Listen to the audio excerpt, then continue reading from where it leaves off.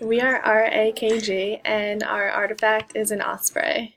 My name is Ricky Amadeo. I'm from Williamstown, New Jersey. I currently deliver pizza for a family-owned business named Tuscan Pizza, and I enjoy golfing, visiting different baseball parks around the country, and eating and trying different foods. My name is Gabriela Perez. I'm from Woodbridge, New Jersey.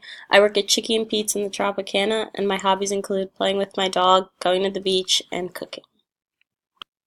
Hi, my name is Kayla. I'm from Hazlet, New Jersey. I work at Stephen Cookies in Margate.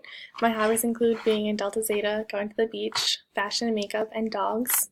And the fun fact is that I'm allergic to dogs, but I still have one and I love them.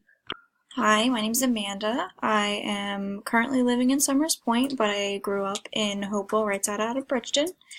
I work at Jacoby's Candy Store in Ventnor and Margate, and I love to go hunting, fishing, play video games, and two of my favorite shows I love to watch are Game of Thrones and The Walking Dead.